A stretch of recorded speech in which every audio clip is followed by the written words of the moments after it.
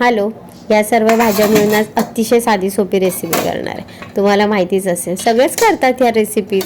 Mix व्हेजीसची एखादी भाजी म्हणा किंवा मग सर्वात सोपा आणि अतिशय पटकन होणारा पुलाव। आज हाच पुलाव मी बनवते। आपल्या रोजच्या जेवणामध्ये भाज्यांचा समावेश करायचा असेल तर अशा प्रकारचे पुलाव वगैरे हे सोपे पर्याय वाटतात।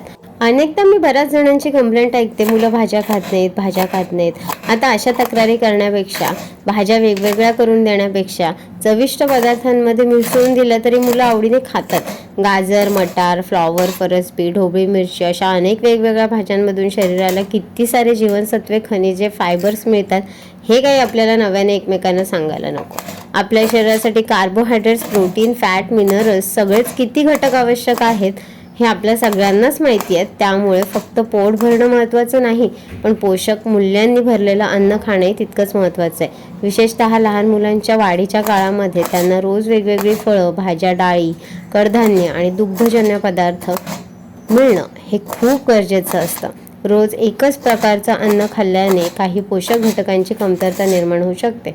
अनेक पालक सांगतात की मुलांच्या जिभेवर चट्टे येतात किंवा तोंड येतं, यामागे काही वेळा शरीरात काही जीवनसत्वांची कमतरता, पुरेसं पाणी न पिणं किंवा संतुलन आहाराचा अभाव ही कारणं सुद्धा असू शकतात।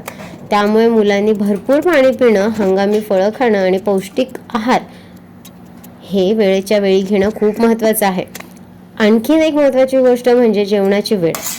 आजकाल अनेक मुलं खेळता खेळता किंवा मोबाईल बघता बघता जेवण करतात, त्यामुळे त्यांचं पोट भरलं की नाही याकडे लक्ष राहतच नाही। शक्यतो ठराविक वेळी आणि शांतपणे बसून जेवणाची सवय लावली तर पचनही व्यवस्थित होतं। भूक लागली की खाणं आणि पोट भरलं की थांबणं हेही तितकंच महत्त्वाचं झालंय। मध्ये सतत जंक फूड, चिप्स, गोड पदार्थ खाल्ल्याने मुख्य जेवणाकडे दुर्लक्ष होतं। त्यामुळे हे स्किप करायला नको का? या पुलावांमध्ये मी भरपूर भाज्यांचा वापर केला आहे, त्यामुळे हा एक फक्त चविष्ट नाही तर पौष्टिक पदार्थ तयार होतो। मुलांच्या डब्यासाठी, संध्याकाळच्या जेवणासाठी किंवा कुटुंबासोबतच्या जेवणासाठी हा एक उत्तम पर्याय आहे। लक्षात ठेवा, निरोगी शरीरासाठी महागडं खाणं गरजेचं नसतं। आपल्या स्वयंपाकघरात उपलब्ध असलेल्या साध्या भाज्या, फळं, डाळी, घरगुती पदार्थ यांच्यापासूनच खूप पौष्टिक आहार तयार होऊ शकतो। तुम्ही तुमच्या घरी पुलाव करताना तेव्हा कोणकोणत्या भाज्या यूज करता? कमेंटमध्ये नक्की सांगा। आणि अशीच सोपी, चविष्ट आणि हेल्दी रेसिपी पाहण्यासाठी व्हिडिओला लाईक करा, व्हिडिओ शेअर करा आणि चॅनलला आतापर्यंत सबस्क्राईब केलं नसेल तर सबस्क्राईब करायला विसरू नका।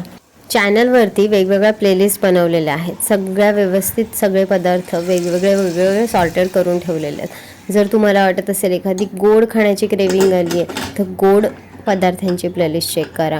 टिफिनसाठी एखादी भाजी शोधताय तर टिफिनची प्लेलिस्ट शोधा। लहान मुलांसाठी स्पेशली आवडणारे, त्यांना खास वाटणारे पदार्थ तेही आहेत। केक आहेत, हेल्दी रेसिपीज आहेत, सूप आहेत, पराठे आहेत, थालीपीठ आहेत।